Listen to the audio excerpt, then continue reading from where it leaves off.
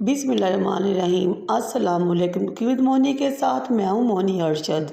अल्लाह ताला आप सबका हामी नासिर हो और हमारे मुल्क पर अपनी रहमत और करमों के साथ बरकरार रखे।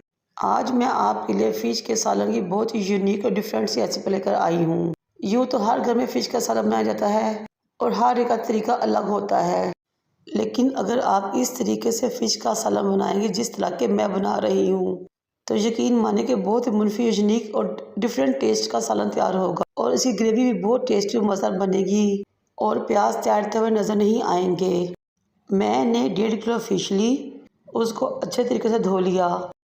फिर मैंने इसको एक टोकरी में रख दिया ताकि तमाम फालतू पानी निकल जाए। फिर मैंने इसको एक बाउल में डाला और इसमें 1 टेबलस्पून अजवाइन पिसी हुई शामिल की, 1 टेबलस्पून इसमें नमक और 1 टेबलस्पून इसमें सफ़ेद सिरका शामिल किया और अच्छे तरीके से इसको मिक्स कर दिया। फिर मैंने इसको 1 घंटे की मैरिनेशन पर रखा। फ्राई पैन में कुकिंग ऑयल डालें और इनको शैलो फ्राई कर लें। आपने इनको चारों तरफ से हिलाते हुए इनकी साइड चेंज करनी है और इनको फ्राई करके साइड पर रख लेना है और लाइट गोल्डन सा कर लेना है। एक बर्तन को चूल्हे पर रखें, उसमें 3 दरमियाने साइज के प्याज काट कर शामिल कर लें। 10 से 12 जवे लहसुन के और एक मीडियम साइज का टमाटर स्लाइस में करके शामिल कर दें। फिर इसमें 1 गिलास पानी डालें और कवर करके पकने के लिए रख दें। आपने इसमें कोई भी मसाला ऐड नहीं करना, इस तरह ही इन तमाम चीज़ों को गला लेना है। जब ये मसाला गल जाए तो आपने इसको ग्राइंडर में डालकर इसकी स्मूथ सी पेस्ट रेडी कर लेनी है। फिर वो ऑयल जिसमें हमने फ़िश को फ्राई किया था वो बर्तन में डालें और तमाम खड़े मसाले जिसमें ज़ीरा, बड़ी इलायची, छोटी इलायची, दालचीनी, लौंग डालें और गला लें। फिर वो प्याज, लहसुन और टमाटर की पेस्ट को इसमें शामिल कर लें और थोड़ा सा पानी डाल दें ताकि मसाले के छींटे ना उड़े। अब हम इसमें तमाम मसाले शामिल करेंगे, यानी कि 1.5 टीस्पून नमक, 1.5 teaspoon red chili powder, 1/4 teaspoon हल्दी पाउडर और 1 टीस्पून धनिया पाउडर शामिल करें और अच्छे तरीके से मिक्स कर लें। मछली के सालन को बहुत ही खूबसूरत और ज़बरदस्त रंग देने के लिए इसमें 1/2 टीस्पून कश्मीरी लाल मिर्च शामिल करेंगे और कवर करके मसाले की अच्छे तरीके से बुनाई करेंगे। ये देखिए माशाल्लाह हमारे मसाले ने घी छोड़ दिया है। अब हम इसमें 1 टीस्पून कसूरी मेथी डाल देंगे।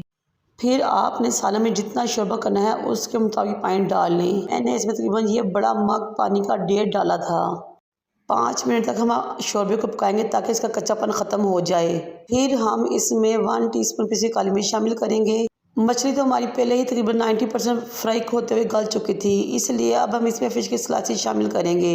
तमाम स्लाइसेस शामिल करने के बाद हम इसमें बारीक कटी हुई हरी मिर्च और हरा धनिया शामिल करेंगे और तकरीबन 2 मिनट के लिए इसको कवर करके पकाएंगे ताकि मछली का अरोमा और तमाम मसालों का अरोमा एक दूसरे के साथ मिक्स हो जाए।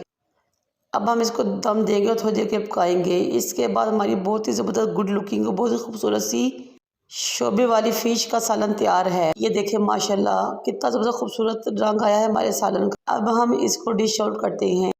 जब इस तरीके से आप फ़िश बनाएंगे तो यकीन करें हर कोई उंगलियों तो का प्लेटें भी चाट जाएगा और इसका शोरबा तो इस कदर मज़ा बनता है कि आप उठा उठा कर पिएंगे।